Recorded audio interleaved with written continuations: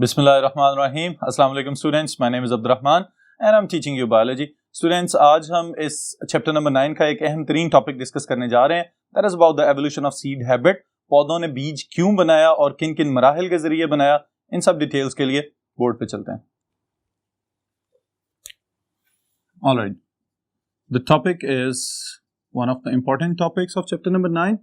This is evolution of seed habit. जी students, अब सबसे पहले नंबर पे तो इसका मतलब समझ लें कि ये है क्या evolution of seed habit. Evolution Irtika का अमल। इसका मतलब ये है कि पहले वाले पौधे जितने भी हमने पढ़े, ब्रायोफाइट्स और अर्ली टेरिडोफाइट्स वगैरह, उनके पास बीज बनाने की सलाहियत मौजूद नहीं थी और वो बीज नहीं बना सकते थे। स्पोर्स के जरिए और गेमिथेंजिया यानी कि आर्चिगोनिया और एंथेरिडिया के जरिए रिप्रोडक्शन का अमल करके तो लाइफ साइकिल्स को मुकम्मल कर रहे थे। लेकिन वक्त गुजरने के साथ साथ जैसे जैसे प्लांट्स ने डिफरेंट एनवायरनमेंट्स को पेनिट्रेट करना शुरू किया, यानी कि डिफरेंट हैबिटेट्स में जाना शुरू किया, साथ साथ उनको इस बात की जरूरत पेश आई कि अगर कहीं माहौल बदल जाए, यानी कि टेरेस्ट्रियल एनवायरनमेंट में कंडीशंस चेंज हो जाएं, तो वहां पे भी गुजारा करना है, किस तरह से सर्वाइव करना है। इन एडाप्टेशंस में एक जबरदस्त किस्म की तब्दीली ये आई कि प्लांट्स ने स्पोर्स वगैरह की निस्बत एक ज्यादा रेजिस्टेंट स्ट्रक्चर बना लिया, and that structure is known as seed. Okay, seed habit का मतलब यह है कि the property of bearing the seed, ऐसी खसूसियत के पौधे बीज बनाना शुरू कर देते हैं, इस चीज को हम कहते हैं seed habit. Alright, do not confuse this word with habitat. Habitat का मतलब होता है ऐसी जगह जहां पे कोई भी जानदार रहता है, और हैबिट का मतलब यहां पे क्या है, खसूसियत, property that is exhibited in the form of vegetative structure. Alright, उसके बाद स्टूडेंट्स अगर हम देखें तो हमें पता चलता है कि द अर्ली ट्रेकियोफाइट्स यानी कि vascular plants had no seeds. Alright, bryophytes वगैरह के पास तो पॉसिबिलिटी है ही नहीं कि वहां पे सीड्स हो, लेकिन उसके साथ ही साथ जो ट्रेकियोफाइट्स हैं, इनमें भी जो आगाज वाले ग्रुप्स हमने पढ़े, उनमें हमें पता चला कि कोई सीड मौजूद नहीं है। जबकि later on after the Lycopsida हमें ये तब्दीलियां नजर आना शुरू हुई कि यहां पे कोई ना कोई प्रोबेबिलिटी या चांसेस हैं कि पौधे अपने अंदर ऐसी तब्दीलियां पैदा करनी शुरू कर चुके हुए हैं कि बीज बना लें। और ये सारे का सारा एवोल्यूशनरी अमल जो रिप्रोडक्टिव स्ट्रक्चर्स के अंदर था, इसको 390 मिलियन साल लगे। एमसीक्यूज के लिए बहुत इंपॉर्टेंट स्टेटमेंट है, इसको मैं लिख रहा हूं यहां पे। The evolutionary process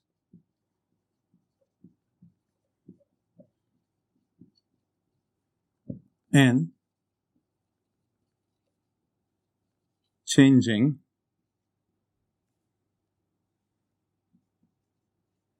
the reproductive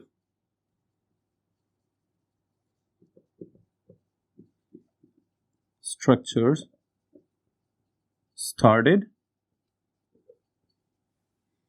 390 million years ago. Alright, ये तब्दीलियों का अमल 390 मिलियन साल पहले शुरू हुआ। तो कब जाके ये प्रोबेबिलिटी या ये फॉसिल रिकॉर्ड हमें बता रहा है कि सीड्स बन चुके हुए हैं। The first complete seed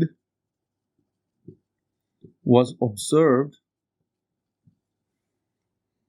365 million years ago. All right, students. और इसके लिए एक नई टर्म मैं यहां पे इंट्रोड्यूस कर रहा हूं, that is pro gymnosperms. Alright, आपकी बुक में ये टर्म मेंशन नहीं की हुई, इस वजह से इसको मैं नई टर्म कह रहा हूं कि ये बेसिकली वो प्लांट्स हैं कि जो डिवोनियन टाइम्स में मौजूद थे, और ये बताया जाता है कि ये प्रो जिम्नोस्पर्म्स है क्योंकि इनके अंदर earliest form of the seed नजर आई। कुछ साइंसदानों का ये ख्याल है कि प्लांट्स ने सीड्स बनाने शुरू किए, फिर उसकी कोई इमेच्योर फॉर्म बनाई और फिर उसके बाद सीड्स बनाने बंद कर दिए, यानी कि बाद वाले कुछ प्लांट्स में सीड्स बिल्कुल नजर नहीं आए। फिर उसके बाद आने वाली जनरेशंस में अचानक से फिर तब्दीलियां रूनुमा हुई और सीड्स बनना शुरू हुए, और तब जाके ये प्लांट्स जो लेट फर्न्स वगैरह के अंदर हम शामिल कर सकते हैं, इन पौधों में हमें सीड लाइक स्ट्रक्चर्स नजर आना शुरू हुए, जिनको हम अर्लीस्ट सीड्स कह सकते हैं। ऑलराइट, तो अगर एमसीक्यूज में ये पूछा जाए कि कब किस दौर में सीड्स नजर आना शुरू हुए, तो आप याद रखेंगे लेट डिवोनियन टाइम्स। अब यहां पे याद रखने वाली बात यह है स्टूडेंट्स कि डिवोनियन टाइम कौन सा वक्त है या कौन सा जमाना था। जमीन भी एवोल्यूशन का सफर तय कर रही है और अर्लीस्ट लाइफ फॉर्म से लेके आज 2018 तक कम्प्लेक्स तरीन लाइफ फॉर्म्स हमें इस प्लेनेट के ऊपर नजर आ रही हैं और साइंटिस्ट का यह ख्याल है कि बहुत सारी स्पीशीज अभी भी डिस्कवर नहीं हो सकी।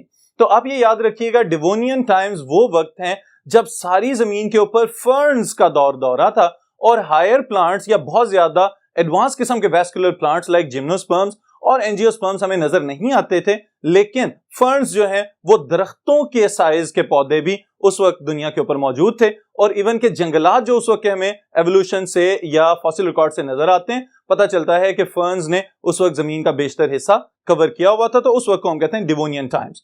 ऑलराइट स्टूडेंट्स, फिर इसके साथ ही साथ कुछ टर्म्स हैं जो मुसलसल इस टॉपिक में इस्तेमाल होंगी। इनकी डेफिनेशंस मैं यहाँ पे मेंशन कर रहा हूं इन द शॉर्टेस्ट वर्ड्स, ताकि आपको ये समझ भी आए और बाद में आप इसको आसानी से याद भी कर सकें। Alright, so the first thing is seed.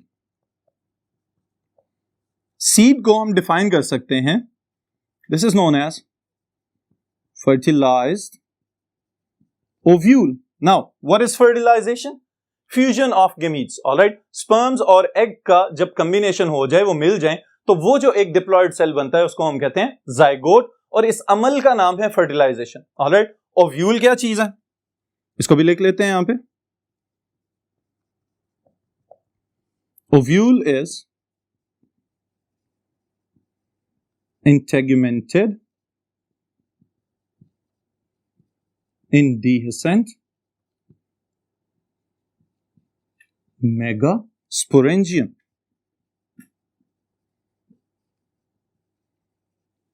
Ji students, अब इसके अंदर हमने ये स्पेसिफिक टर्मिनोलॉजी मेंशन की है।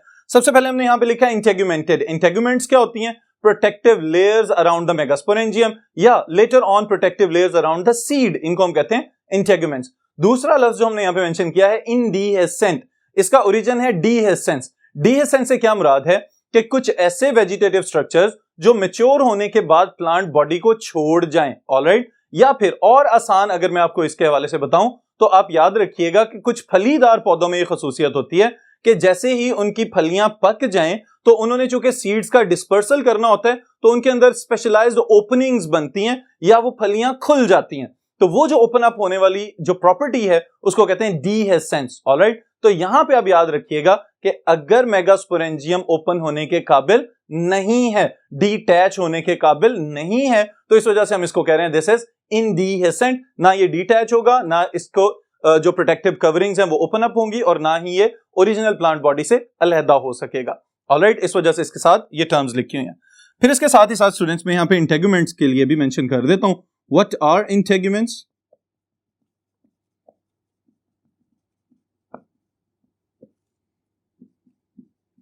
protective layers around megasporangium।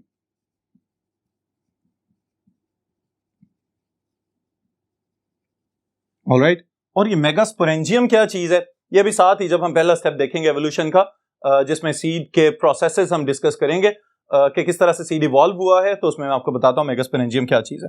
यहां पे स्टूडेंट्स एक टर्म जो यहां पे भी और आने वाले 2 लाइफ साइकिल्स में रिपीट होगी, this is spermatophytes.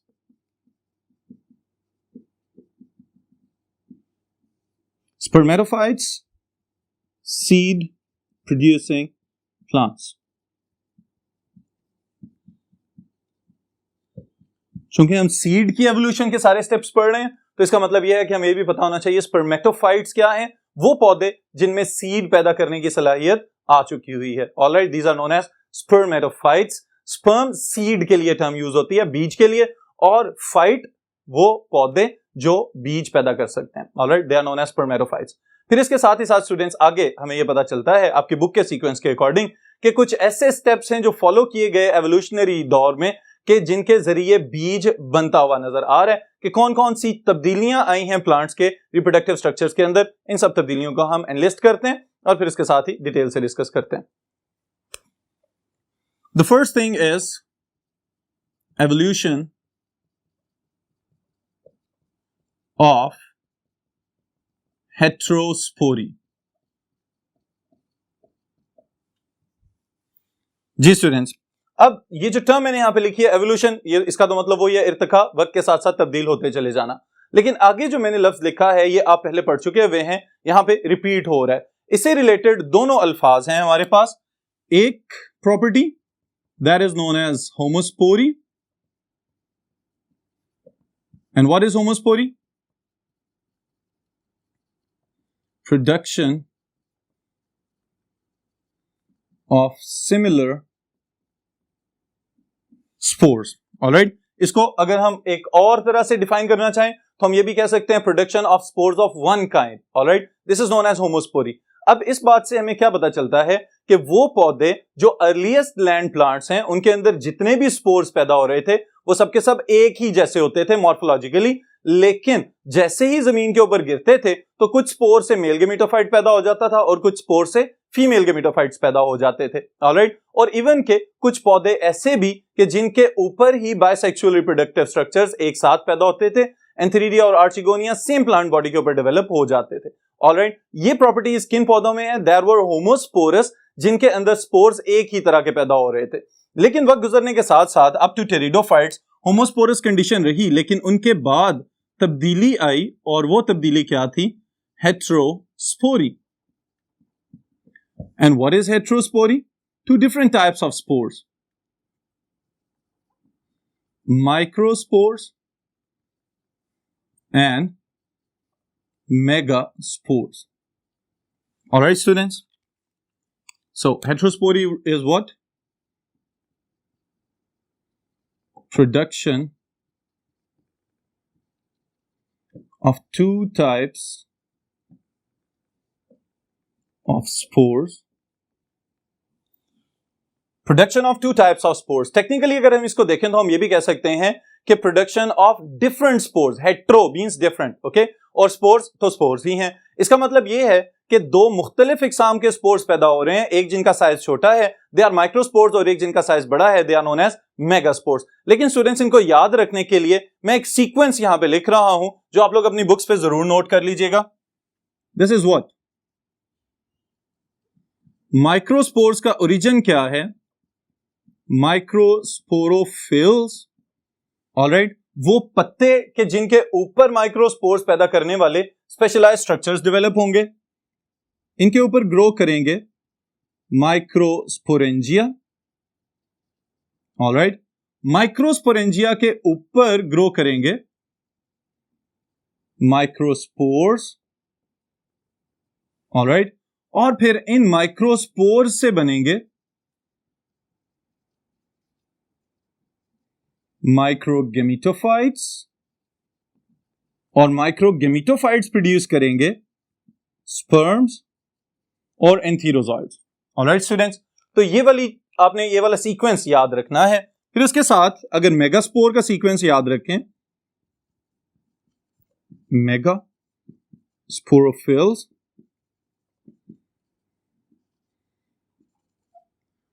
on them megasporangia are produced, और मेगास्पोरेंजिया के अंदर मेगास्पोर, मेगास्पोर से बनेगा मेगागेमिटोफाइट। ऑलराइट, और मेगागेमिटोफाइट के अंदर डेवलप होगा एक एग।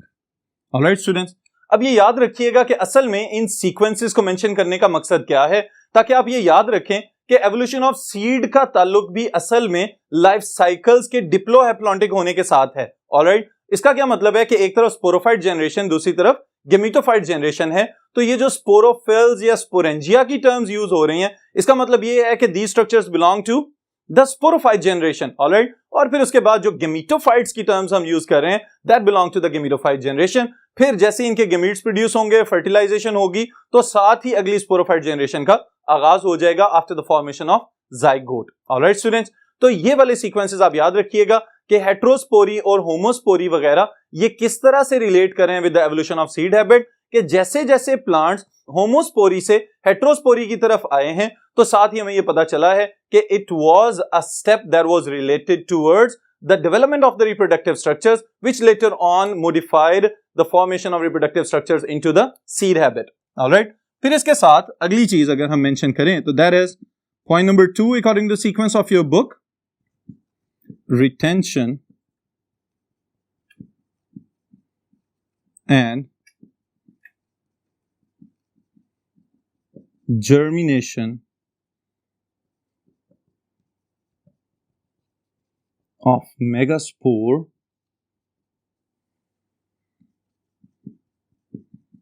within megasporangium.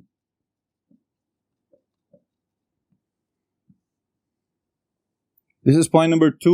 आपकी बुक के सीक्वेंस को स्टूडेंट्स में फॉलो कर रहा हूं ताकि आपको याद रखने में और लिखने में आसानी रहे। ऑलराइट, इस पोर्शन को आप डिवाइड करेंगे 3 बेसिक स्टेप्स के अंदर, जिनको मैं शॉर्टेस्ट फॉर्म में यहां पे लिख रहा हूं कि मेगास्पोर को मेगास्पोरेंजियम के अंदर रखा गया, लेकिन यह भी एक एवोल्यूशनरी सीक्वेंस के जरिए हुआ। सबसे पहले नंबर पे जिन प्लांट्स को आप जानते हैं उनके मुतालिक मैं एक चीज लिख रहा हूं, shed megaspore immediately, all right, do not shed megaspore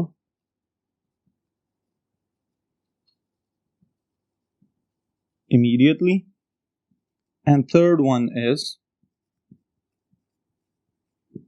never shed megaspore or retain permanently. Alright students, अब ये 3 चीजें मैंने यहां पे लिखी हैं।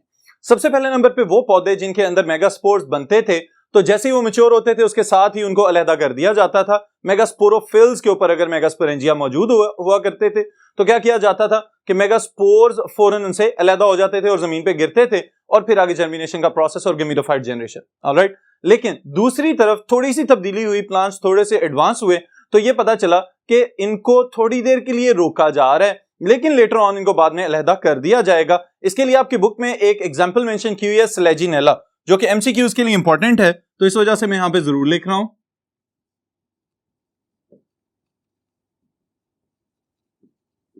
स्लेजिनेला, ऑलराइट। और फिर उसके बाद students third type of plants जिनको हम अभी भी देखते हैं, स्पेशली जिम्नोस्पर्म्स, एंजियोस्पर्म्स वगैरह के अंदर, कि जो अपने मेगास्पोर को कभी भी गिराते ही नहीं है, डिटैच ही नहीं होने देते और संभाल के रख लेते हैं। ऑलराइट, और साथ ही उसको प्रोटेक्ट भी कर रहे हैं। फिर क्या होता है, ये यहीं पे जर्मिनेट भी कर जाता है। ऑलराइट, जर्मिनेट करने का मतलब क्या है कि मेगास्पोर अपनी ग्रोथ शो करेगा और उस ग्रोथ के दौरान इसमें से एक और नया स्ट्रक्चर डेवलप होगा जिसको हम क्या कहेंगे, एम्ब्रियो सैक और the gametophyte.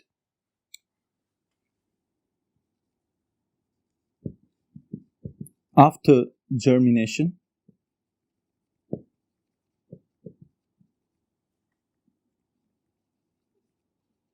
megaspore grow into female gametophyte, and this female gametophyte can also be termed as embryo sac. Alright students, अब चूंकि थोड़ी सी एडवांसमेंट आपको नजर आना शुरू हुई कि अब हम स्पोरेंजिया वगैरह या स्पोरोफाइट से एक स्टेप आगे जा रहे हैं कि यहां पे हम एम्ब्रियो सैक और फीमेल गेमिटोफाइट की डेवलपमेंट की बात कर रहे हैं, तो इसका मतलब यह है कि इनको प्रोटेक्ट करना भी जरूरी है कि कहीं जो एडवर्स कंडीशन या माहौलियाती तब्दीलियां हैं एवोल्यूशन के दौर के दौरान जो तब्दीलियां आ रही हैं वो कहीं इनको मुतासिर ना कर दें। ऑलराइट, तो इसकी वजह से इनकी हिफाजत करना जरूरी है, और हिफाजत के लिए जो एक्सटर्नल लेयर्स बन रही हैं they are integuments. Next step students, इसको मैं एक ही वर्ड की हेडिंग दे रहा हूं, इंटेगुमेंटेशन।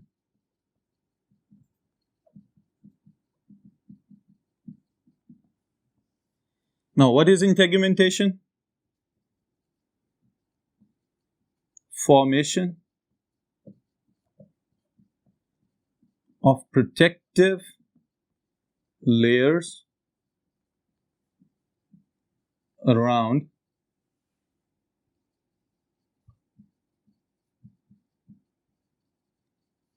megasporangium. Alright students, अब यहां पे सवाल ये पैदा होता है कि ये प्रोटेक्टिव लेयर्स आ कहां से रही हैं, तो ये वाला पॉइंट भी आप याद रखिएगा कि these protective layers they came from vegetative branches of main plant body। अब इसका क्या मतलब है कि जहां पे मेगास्पोरेंजियम को रिटेन किया जा रहा है उसके साथ ही एक्स्ट्रा ब्रांचेस ग्रो करके आएंगी जो मेन प्लांट बॉडी से ग्रो कर रही हैं, और उन लेयर्स की वजह से इस मेगास्पोरेंजियम को एक्स्ट्रा प्रोटेक्शन प्रोवाइड की जा रही है। ऑलराइट, और इस एक्स्ट्रा प्रोटेक्शन का फायदा क्या हो रहा है कि now this structure has been modified into the ovule, क्योंकि हमने ओव्यूल के लिए एक डेफिनेशन लिखी थी इंटेगुमेंटेड, तो इंटेगुमेंट्स बन चुकी हुई हैं। इन डीहेसेंट, अब ये यहां से अलहदा भी नहीं हो सकता। एंड एक्चुअली ये है क्या चीज? Megasporangium.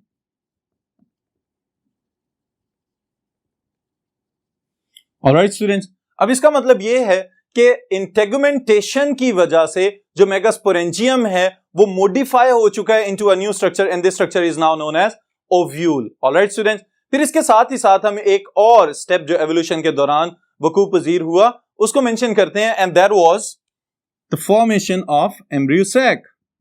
Next change is reduction into one functional megaspore per sporangium, that is actually megasporangium. Alright students, अब इसके लिए मैं एक सीक्वेंस लिख रहा हूं आसान सा इसी हेडिंग के नीचे ताकि आपको याद रखने में मजीद आसानी हो जाए। This is what? Within the megasporangium,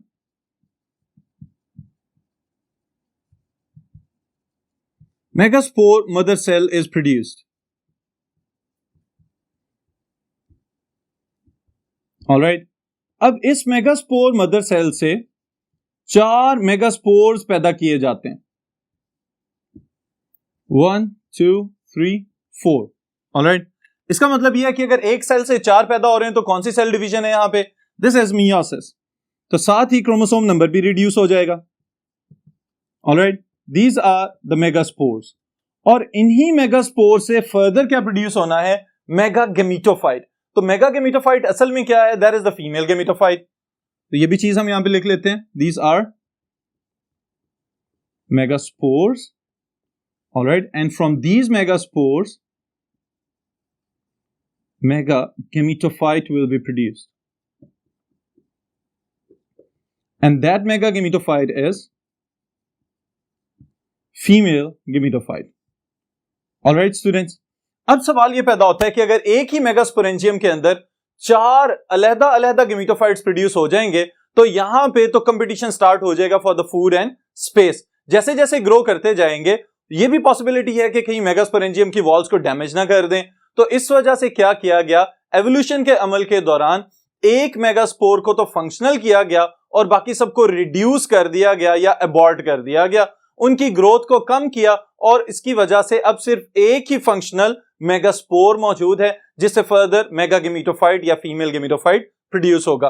तो इस चीज को अगर हम थोड़ा सा और एडवांस फॉर्म में देखें तो हम इसको इस तरह से मेंशन कर सकते हैं कि एक मेगास्पोर तो फंक्शनल है और बाकी तीनों जो हैं they have been reduced. Alright, तो ये जो रिड्यूस्ड हैं अब ये कहीं भी फर्दर गेमीटोफाइट प्रोडक्शन में पार्टिसिपेट नहीं करेंगे, सिर्फ एक ही मेगास्पोर से गेमीटोफाइट पैदा किया जाएगा। ऑलराइट, फिर उसके बाद स्टूडेंट्स नेक्स्ट हमारे पास जो चीज आ रही है that is development of embryo sac. जी स्टूडेंट्स, अब ये बात भी याद रखिएगा, अभी पिछले एक स्टेप के अंदर मैं आपको बता के आया हूं कि एम्ब्रियो सैक असल में क्या है? The gametophyte. इसका मतलब यह है कि मेगास्पोर जर्मिनेट करेगा तो फीमेल गेमीटोफाइट बनेगा, and female gametophyte is the embryo sac. Alright, ये चीज मैं यहां पे एक और शॉर्ट फॉर्म में लिख रहा हूं, megaspore germinate to form female gametophyte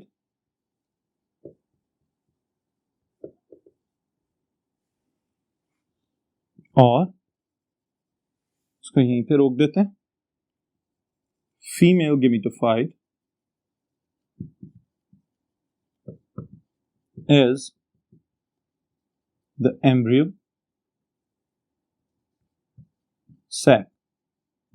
alright students, फिर इसके साथ ही साथ इन्हीं तब्दीलियों में एक जबरदस्त किस्म की तब्दीली नजर आ रही है जो कि सेक्सुअल रिप्रोडक्शन को एनहांस कर रही है, और वो क्या है? Development of the distal end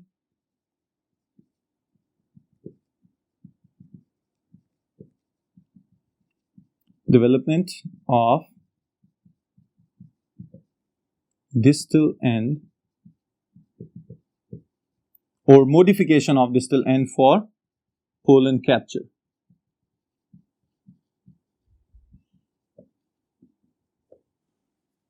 इसको मॉडिफिकेशन कर लेते हैं।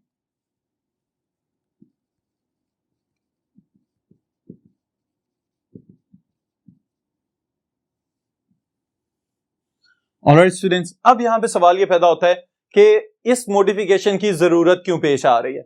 ये सारी पिछली तमाम तब्दीलियां जो हम अभी तक ऑब्जर्व करके आए हैं एवोल्यूशन ऑफ सीड हैबिट के अंदर, they were for the development of the female gametophyte. तो फीमेल गेमेटोफाइट के अंदर फीमेल गेमीट भी मौजूद होगा, and that is the egg. तो इसका मतलब ये है एग अकेला खुद ब खुद इस पूरे सेक्सुअल फेज में से अगली स्पोरोफाइट जनरेशन को पैदा नहीं कर सकेगा, तो उसको किस चीज की जरूरत होगी? स्पर्म्स आए और उसके साथ फर्टिलाइजेशन का प्रोसेस मुकम्मल करें। तो इसके लिए क्या किया गया? तब्दीलियां रूनुमा की गई इस पूरे एम्ब्रियो सैक के स्ट्रक्चर के अंदर। उसकी वॉल्स जो ऊपर की तरफ को ग्रो करके जा रही थी वो बिल्कुल टिप के या एपेक्स के करीब पहुंच के अंदर की जानिब को बेंड हो गई, और जैसे ही बेंड हुई तो वहां पे एक छोटा सा अपर्चर या रास्ता रह गया जहां से बाद में पोलन ट्यूब आराम से एंटर होकर अंदर आए, और अंदर आते ही वहां पे स्पर्म न्यूक्लियस एग के साथ फ्यूज करे और फर्टिलाइजेशन का प्रोसेस मुकम्मल हो जाए। ऑलराइट, अब यहां पे स्टूडेंट्स एक वर्ड मेंशन किया गया है डिस्टल। ओके, इसका मतलब भी समझ लें कि अगर लेट्स से कोई भी स्ट्रक्चर किसी एक पॉइंट से स्टार्ट हो रहा है तो जिस ओरिजिन से वो शुरू होगा उसके करीब वाला हिस्सा उसको हम कहते हैं प्रॉक्सिमल, ओके, और उससे दूर वाले हिस्से को हम कहते हैं डिस्टल। इसका मतलब यह है कि अगर हम ये समझें कि किसी भी प्लांट के अंदर जो मेगास्पोर जिससे फीमेल गेमेटोफाइट बना और बाद में एग डेवलप हो गया, if egg is present at the base, okay, तो वो वाली साइड प्रॉक्सिमल साइड कहलाएगी, और उसके ऑपोजिट साइड जहां पे एक छोटी सी ओपनिंग हमें नजर आ रही है जो फ्यूचर में माइक्रोपाइल का स्ट्रक्चर बन गया, इस साइड को हम कहते हैं this is the distal end. Alright, तो ये याद रखिएगा। बाद में इसमें और मॉडिफिकेशंस आई, और पोलन ग्रेन जो है ये क्या चीज है जिसको इसने कैप्चर करना था? Pollen is micro gametophyte. All right, which contain sperms, or we can say the male gametes. All right students, अब ये है modification of distal end। इसका मतलब ये है कि ये सब तब्दीलियां रूनुमा होने का मकसद क्या है कि जो पोलन ग्रेन्स आके स्टिग्मा पे गिरते हैं वहां से पोलन ट्यूब बनना शुरू हो और स्पर्म न्यूक्लियस को एग तक पहुंचाया जाए ताकि सक्सेसफुल फर्टिलाइजेशन हो। इस प्रोसेस के लिहाज से, एवोल्यूशन ऑफ सीड हैबिट के लिहाज से अगर हम देखें तो स्टूडेंट्स क्या किया जाता है? फर्टिलाइजेशन मुकम्मल होते साथ ही इंटेगुमेंट्स जो हैं उनको और ज्यादा सख्त कर दिया जाएगा, और वो इंटेगुमेंट्स जो अभी तक मेगास्पोरेंजियम की प्रोटेक्शन के लिए काम कर रही थी, असल में अब वो ट्रांसफॉर्म हो जाएंगी into testa, and testa is the seed coat. Alright, जो अंदर सीड मौजूद है उसके पास कुछ स्पेसिफिक स्ट्रक्चर्स मौजूद होते हैं, और इन स्ट्रक्चर्स को याद रखिएगा, इनमें एक तो पिछली जनरेशन के कंपोनेंट्स मौजूद हैं, एक इसके पास मौजूदा जनरेशन का कंपोनेंट मौजूद है, और फिर उसके साथ ही साथ अगली जनरेशन जो स्पोरोफाइट जनरेशन बननी है उसके कंपोनेंट्स भी इसके पास मौजूद होंगे।